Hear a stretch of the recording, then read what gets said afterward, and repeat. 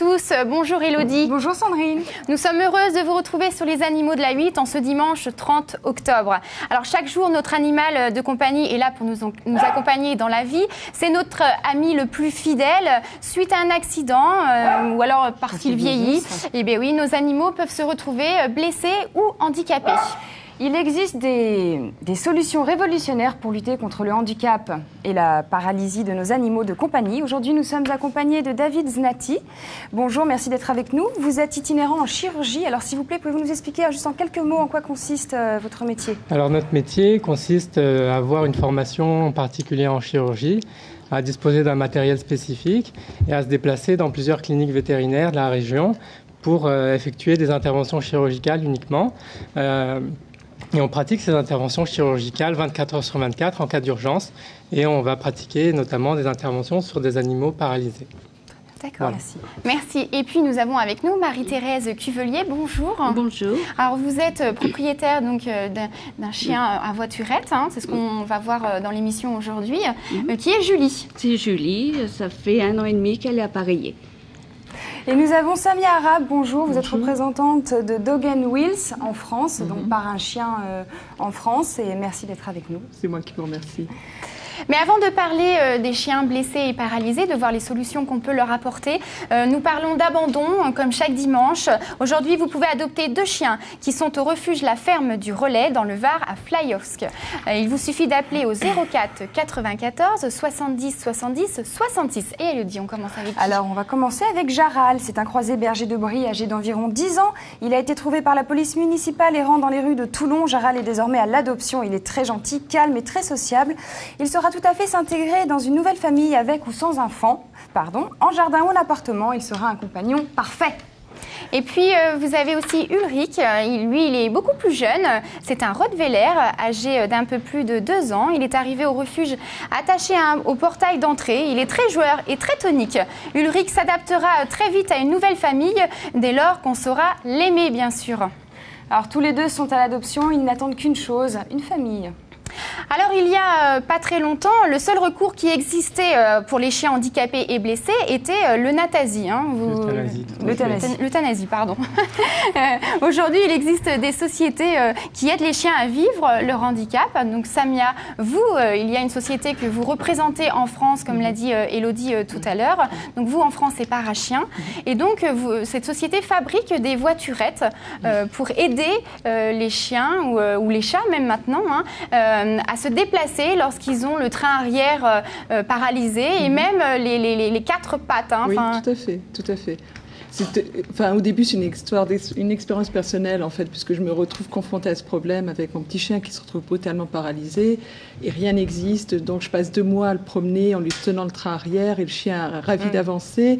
Et en faisant des recherches sur Internet, je suis mise en contact assez rapidement avec cette société américaine qui me propose un appareillage sur mesure qui est une solution révolutionnaire pour moi, parce que mon chien vit quand même 1 an appareillé, heureux de vivre, de se déplacer de nouveau tout seul. Et très vite me vient l'idée de proposer ces services, ces produits en France.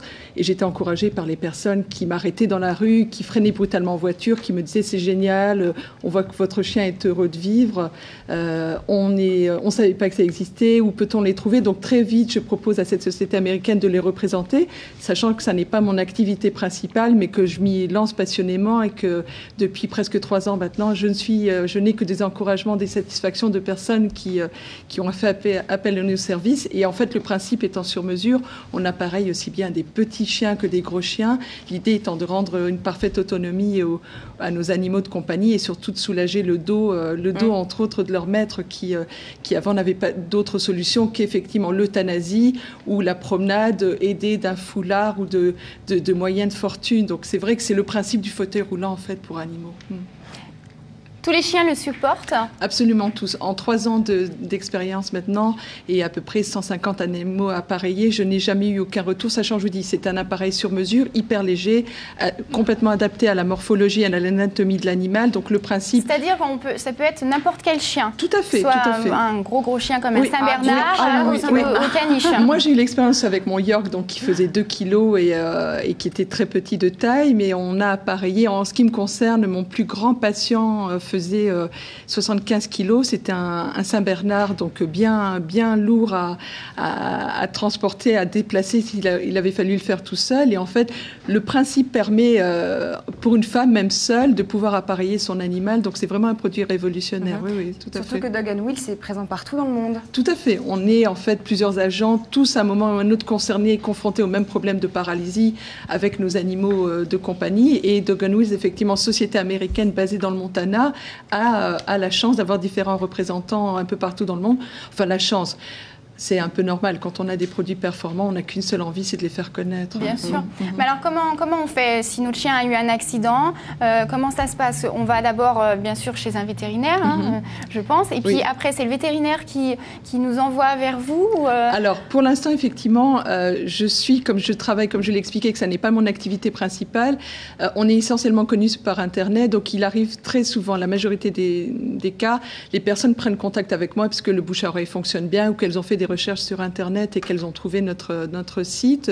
Sachant que je ne suis pas vétérinaire, je m'assure toujours effectivement qu'un bilan médical a été effectué, sachant que on a des patients, des animaux qui sont âgés, on a des animaux plus jeunes, il y a un facteur accidentel, il y a un facteur lié au vieillissement. Donc la paralysie doit d'abord être effectivement bien cernée. Donc moi, ce que je vérifie toujours, c'est qu'un vétérinaire ait été consulté pour faire un bilan, je veux dire un état des lieux de l'animal, puisque l'accident, la partie paralysie n'est pas une maladie en soi. Donc, je vais dire, chaque animal est un candidat potentiel à l'appareillage.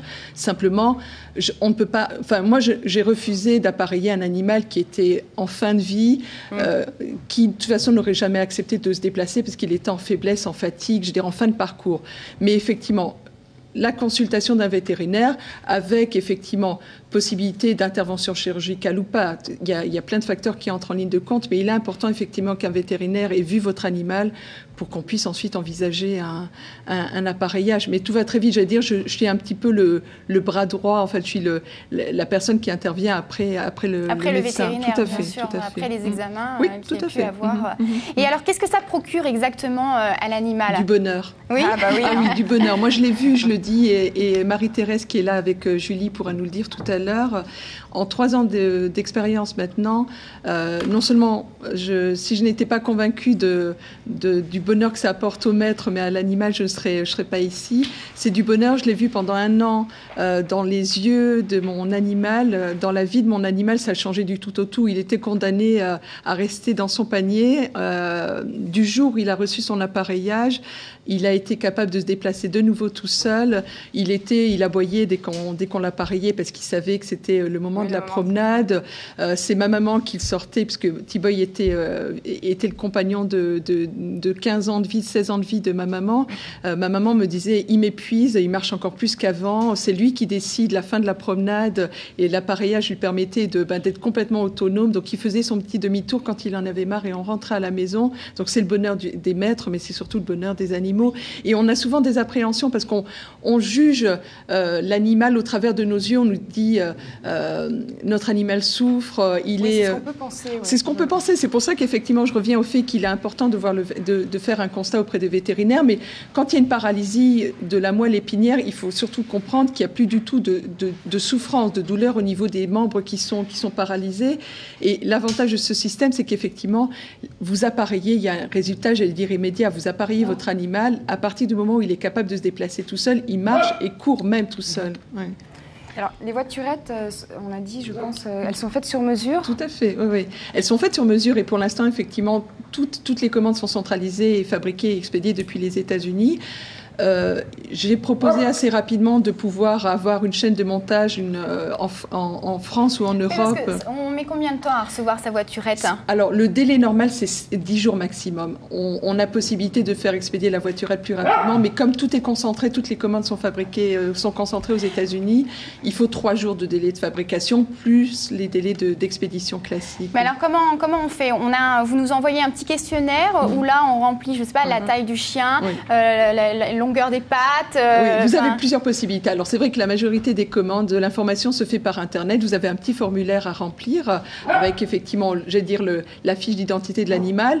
Ses soucis, ses antécédents médicaux, parce que ça nous intéresse aussi de savoir quel est son parcours, la cause de l'accident.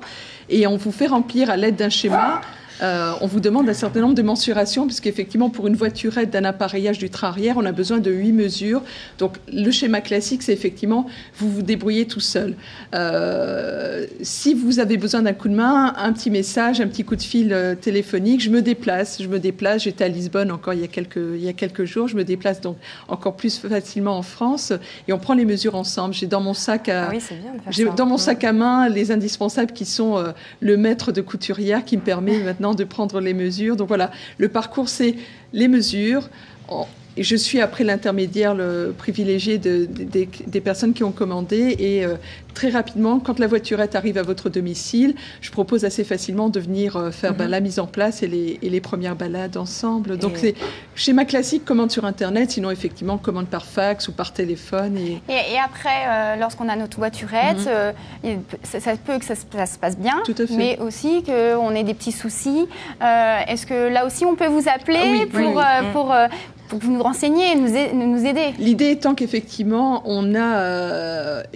chaque animal a une adaptation qui peut aller de quelques heures, quelques minutes à quelques jours. Donc effectivement, l'adaptation peut être plus longue si l'animal est resté immobilisé un certain temps. Donc mon idée, c'est je fais un suivi, je suis le contact privilégié, donc les personnes m'appellent, elles ont un souci, une inquiétude, je me déplace et c'est surtout l'avantage qu'on a sur ces produits sur mesure, c'est qu'effectivement, à partir du moment où les appareillages arrivent chez vous, vous avez un mois d'essai qui est en fait la règle de commerce de la vente par Internet qui est la même que la vente par correspondance.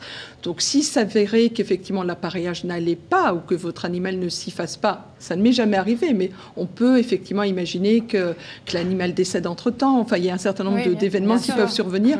On reprend dans ces cas-là l'appareillage. Mais en d'autres temps, effectivement, il peut dans certains cas, nécessiter une adaptation de quelques jours. Et là, je suis l'intermédiaire. C'est bien parce que vous êtes avec nous. Vous parlez avec les personnes. Mais je pense que de toute façon, je suis passée par là. Le ciel m'est tombé sur la tête quand c'est arrivé à notre chien. C'est arrivé en plein hiver, donc je l'ai promené pendant 2 mois à l'intérieur, à l'extérieur, en plein centre-ville de Soissons où ma maman habite. J'avais des regards bizarres de gens qui voyaient, je suis pas très grande, mais les gens me voyaient passer dans la rue avec mon chien qui était tellement content de marcher, je le tenais par le train arrière et je me sentais brimée parce que j'avais mal au dos, mais lui était content d'avancer. Donc je veux dire, c'est ce qui a quand même permis à mon chien de vivre jusqu'à l'âge de 16 ans. Vous savez pourquoi ? Parce que les gens ne doivent pas être habitués de voir justement des chiens avec ça. Et plus il y en aura, plus les gens seront habitués. Tout à fait. Et puis il y avait énormément de compassion parce que les gens déjà étaient étonnés, connaissaient T-Boy, donc ils étaient surpris de... lui, ça lui est arrivé en 2 minutes, il s'est retrouvé paralysé. Mais donc ils étaient inquiets de son état de santé, de savoir comment il vivait les choses, de savoir s'il souffrait.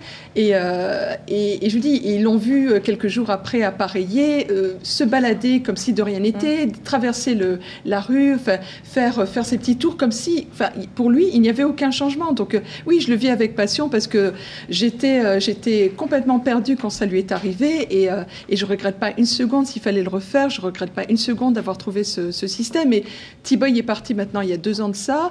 Ça a été difficile et je me suis posé la question sérieusement de savoir si je serais capable de pouvoir déjà d'avoir un autre chien. Je suis pas capable de le faire. C'est très difficile. C'est une belle expérience. C'est une très belle expérience. C'est très difficile. C'est comme les belles histoires d'amour. Je crois que de toute façon, il faut un temps pour faire le deuil. Et puis c'est vrai qu'il y avait une certaine complicité. Et puis l'accident qui est arrivé à T-Boy, c'était là. C'est pas anodin. C'est une belle expérience. Je me suis dit de quelle manière est-ce que je peux apporter mon aide et être constructive et transformer cet événement douloureux en quelque chose de constructif et qui va m'aider à faire mon deuil aussi. Et je me suis dit, pourquoi pas essayer d'aider les personnes. Alors, ça a démarré gentiment. Et puis, vous savez, je pars du principe que les personnes qui aiment les animaux de compagnie sont des personnes très humaines. Ça paraît bateau ce que je dis, mais je n'ai rencontré... Alors, toute catégorie socio-professionnelle confondue, c'est des véritables rencontres à chaque fois, d'être confrontée, d'expliquer aux gens que je suis passée, que je comprends tout ce qu'ils sont en train de traverser, que je suis là, que je suis un soutien. Il y a un contact téléphonique, il y a une voix qui rassure, il y a, je dis, l'expérience qui fait qu'on parle des mêmes choses. Alors là, vous avez à côté de vous une peluche. Est-ce que vous pouvez nous faire une démonstration, nous montrer un petit peu comment ça fonctionne? Je vais essayer d'être la plus... Alors là, c'est quoi? C'est une voiturette classique. Tout à fait. fait. C'est l'appareillage. En fait, c'est la petite voiturette dont T-Boy s'est servi pendant 1 an. Alors, la peluche n'est pas du tout adaptée parce mais il va au moins bien se prêter au jeu. En fait, le principe, c'est l'animal est complètement autonome, donc il est en position de marche normale, même si mon husky a un peu de mal. Oui. Et en fait, oui. Mais bon, il n'est pas comme Julie, il aboie pas celui-là. Le système, en fait, je vais vous le montrer très rapidement. Ça va vous permettre de voir l'avantage qui permet. Bon. Que ce soit un gros chien ou un gros chien, que c'est pas difficile. Non, on n'a pas besoin de le porter. On peut tout à fait. Alors, je ne sais pas si je montre bien. En fait, ce système, c'est le chien qui va se tracter tout seul. Donc, on a un système de harnais de tract qu'on passe au niveau du cou de l'animal, un harnais qui se passe très, très facilement, qui est toujours ajustable de toute façon. Et on a sur l'arrière de l'animal, alors, c'est toujours proportionnel, bien évidemment, mais on a un système de petits harnais qui soutient les pattes arrière, en fait. Je ne sais pas si je le montre bien. Ça ressemble un petit peu à une couche. Oui, tout à fait. En fait, et qui est découpé de telle manière que ça respecte parfaitement l'anatomie de l'animal. Donc, l'avantage, c'est que votre animal peut continuer à faire ses besoins tout en étant appareillé. Et c'est un harnais qui est suffisamment résistant donc pour bien maintenir le train arrière de votre animal, pour qu'il ne soit pas déstabilisé, mais suffisamment souple pour que ça ne crée pas des zones de frottement, d'irritation. Donc, vraiment un double avantage. En plus, toutes les parties, j'allais dire sangle, harnais, se lavent à l'eau claire ou en machine, ça ne bouge pas. J'ai l'impression de faire la publicité pour une marque de lessive, mais non, c'est pour les chiens. Ou pour un téléachat quelconque. Donc l'avantage, je dis, respecter l'anatomie du chien. Et puis je vais le faire la démonstration sur ce husky. Imaginons que votre animal peut plus du tout se déplacer. Vous allez me dire, mais comment je peux appareiller mon chien qui fait 50 kilos, qui est couché, qui a complètement met tout son poids, qui met tout son poids, qui a besoin de mon aide. Donc ce petit système de harnais proportionnel à la taille de l'animal, vous le passez très facilement sur votre chien qui est allongé. Voilà, vous lui mettez les pattes. Vous lui mettez, voilà, tout à fait. Vous passez les pattes arrière, hop, on le retourne. On a, pour que ça ne bouge pas, on a une petite ceinture dorsale qui vient et qui immobilise définitivement le harnais. J'ai mon petit accessoire. Alors ça va nous permettre de le soulever. Hein. Tout à fait. Alors, c'est un harnais, un des accessoires qu'on vend individuellement, qui est un produit qui est très prisé. C'est un accessoire qu'on vend souvent avant l'appareillage définitif. Et ça permet de pouvoir emmener votre chien pour une petite promenade. C'est en fait un système qui lui permet lui d'être maintenu en position de marche normale et vous de l'aider à se déplacer sans que vous soyez obligé d'avoir recours à une serviette, à une écharpe, ce genre de choses. Donc logiquement, c'est harnais classique, vous accompagnez votre animal avec l'aide de cette poignée que vous ajustez à votre hauteur. Donc ça, c'est très pratique. C'est tout à fait pratique, oui. Je dis, et c'est souvent effectivement un accessoire qu'on vend qui est une étape intermédiaire entre avant l'appareillage définitif. Et alors après, imaginez mon fameux husky qui fait 50 kilos que je peux absolument plus du tout soulever, appareiller toute seule. Il est équipé de son harnais. J'apporte. Alors, je suis pas gauchère, je suis désolée. J'apporte la voiturette en arrière de moi et là aussi des petits clips. Des petits clips.